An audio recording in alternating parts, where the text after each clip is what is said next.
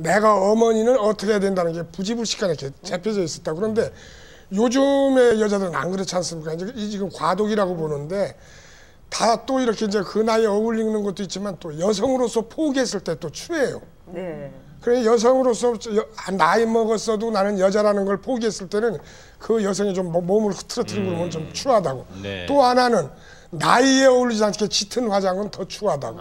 그러니까 그런 거를 보면은 어떻게 살아가야 될지 참 살아가는 게 힘들어요. 이 그러니까, 예. 나이에 맞는 의상 얘기하셨는데 네. 김정은 교수님 그 파마가 참 오래 가네요.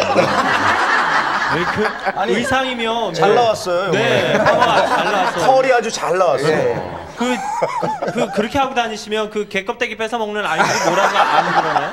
근데요, 사람이 죽을 때요, 세 가지 크게 후회하고 죽어요. 껄 이러고 죽습니다. 이게 웃는 게 아니고, 첫 번째 껄이 뭐냐면, 좀 더 많이 베풀고 살았을 걸 웃음이 넘어가요. 뭐냐면, 죽을 때 되니까 암만 돈 없던 사람도 죽을 때 되면 돈 1,000만 원 나오더란 말이죠.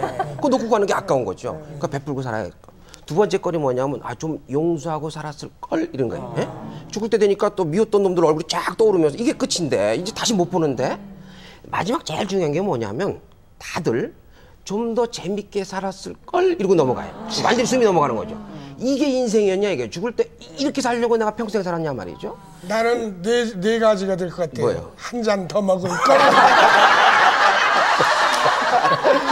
근데 이제 맞습니다. 근데 제일 중요한 게 뭐냐면 좀 더 재밌게 살았을 거리에요. 그러니까 재밌으면 용서도 되고 베풀기도 됩니다. 그러니까 심리학에서 실험을 해봤거든요. 되게 재미없는 영화를 보여주고 되게 재밌는 영화를 보여줬어요. 그리고 밖에다 그지들을 세워놨어요.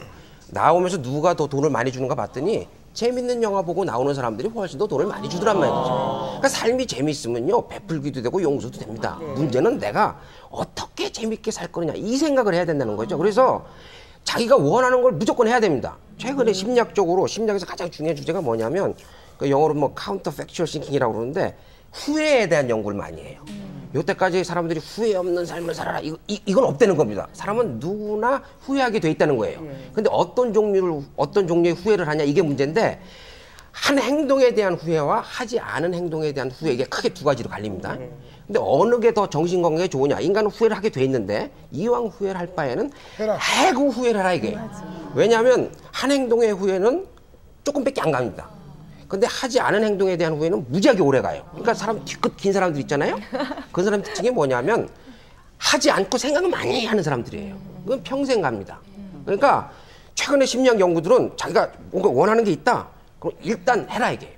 해고 후회하는 게 훨씬 더 정신건강에 좋다는 거죠. 그러니까 더 늙기 전에 원하는 게 있으면 분명히 원하는 게 있으니까 자꾸 억누르지 말고 내놓고 하시라는 아니 거죠. 그래도 분수에 맞게 우리가 모양을 내지 처지에 안 맞게 내는 건 조금 그런 것 같아요. 그리고 남이 그렇게 모양을 냈다고 나도 그렇게 따라가겠다면 가랑이 찢어지잖아요. 그러니까는 우리가 자기 분수에 맞게 진짜 모양을 남을 보지 말고 내가 만족하면 되는 거니까. 내가 만약에 동대문에서 언니같이 밤낮 10,000원짜리 사도 기분 좋은 거던데 언니는 이제는 10,000원짜리 하지 말고 언니는 정말 좀 후회 없이 하라는 거죠. 조금 그런 거고, 또 없는데 또 남의 거니까 남을 보지 말고 내가 만족한 만큼만 하시라는 거죠. 근데 그렇지 않고 막 하려니까 막 쓸데없는 욕심이 생겨가지고 남도 피해 입히고 자신도 또 피해 입고 그런 모양은, 그런 삶은 안 살았으면 좋겠다는 거지. 바꿔놓고 살기라는 이제 그런 책을 언젠가 어렸을 때 봤는데요.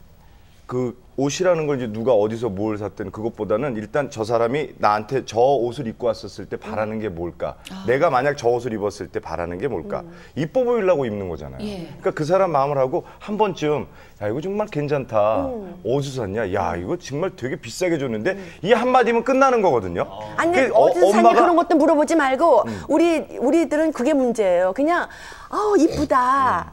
그냥 이쁘다 그 말만 해주면 되는데 우린 종주먹을 대는데 그게 문제가 생기는 거야. 그러면 동대문에서 샀다 그러면 조금 좀 그렇게 되잖아 사람이. 동대문 그러니까는 요새 무조건 되게 좋아요. 보고 비싸요.